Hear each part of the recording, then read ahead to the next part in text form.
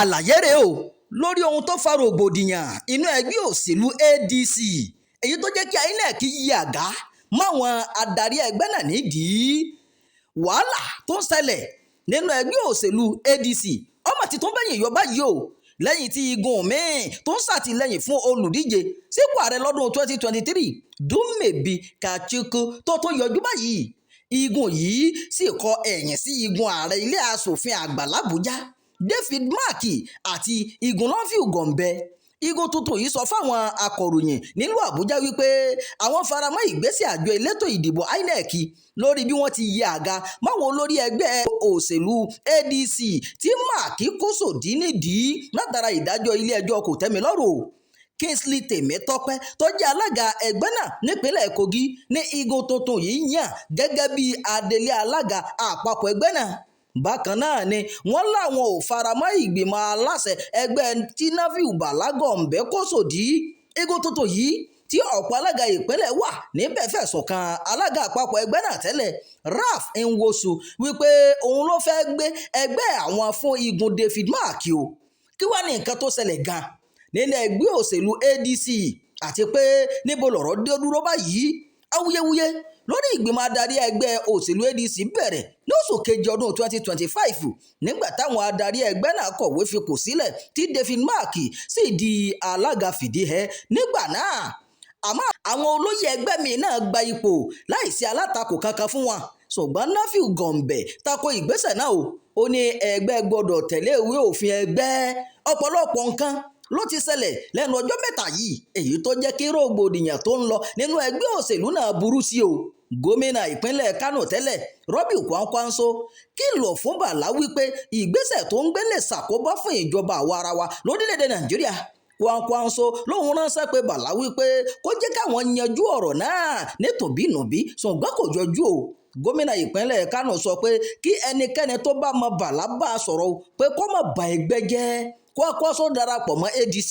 láti ẹgbẹ́ òṣèlú NNPP lọ́gbọ̀njọ́ oṣù kẹta ọdún 2026 ó fìdí rẹ̀ múlẹ̀ nínú ìfọ̀rọ̀wérọ̀ kan tó ṣe pẹ̀lú iléeṣẹ́ ìròyìn haúsá kan èyí ń DCL haúsá a ò ní gbà o kí ẹnikẹ́ni já ẹgbẹ́ ADC gbà mọ́ wa lọ́wọ́ o Nafiu Gombe ló sọ bẹ́ẹ̀ Nafiu Gombe tó jẹ́ ẹni tó wà láàrin gbùngbùn rògbòdìyàn náà ṣàlàyé fún iléeṣẹ́ ìròyìn wa wípé ìdí tóun fi tako igun adarí David Mark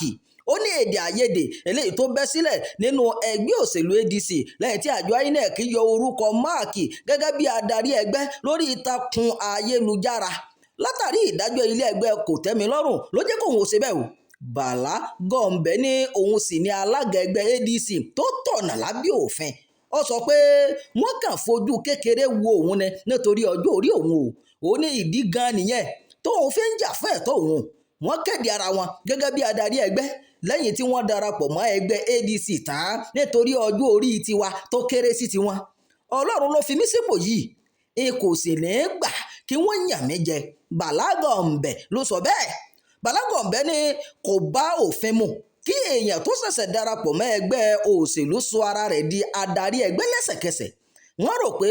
àwọn lè jẹ gàba lórí wa torí wọ́n lówó wọ́n sì tún lórúkọ ìdí nìyí tí a kò fi ní gbà fún wa àwọn àgbà nínú ẹgbẹ́ bíi igbákejì ààrẹ tẹ́lẹ̀ Àtíkù Abubakar àti Kwankwanso ti ké pe Bàlá Gombe wípé kó yẹ̀bá àmọ́ ó lóun kò ní gbà o bó tilẹ̀ jẹ́ pé ọjọ́ orí wọn ju tòun lọ ṣùgbọ́n òun ò ní gbà Bàlá Gombe ló sọ bẹ́ẹ̀ ìròyìn fún tàkókò yìí kò ní jù báyìí lọ ẹ má gbàgbé láti máa darapọ̀ mọ́ wa ẹ máa fèròǹgbà yín sábàlá àríwísí ẹ sì máa bá wa pín ìròyìn yìí ká o ẹ ṣeun bẹ́ẹ̀ sì ń tẹ́tí gbọ́ wa.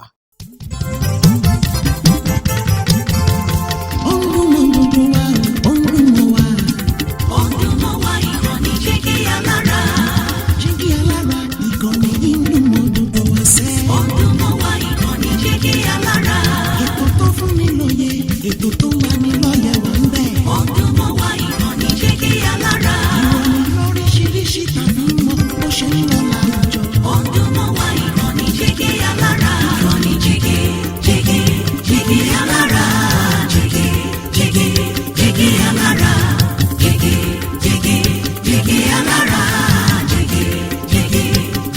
Alára. Ìkànnì Jígí Alára 24 mẹ́rìnlélógún bàbá gbogbo.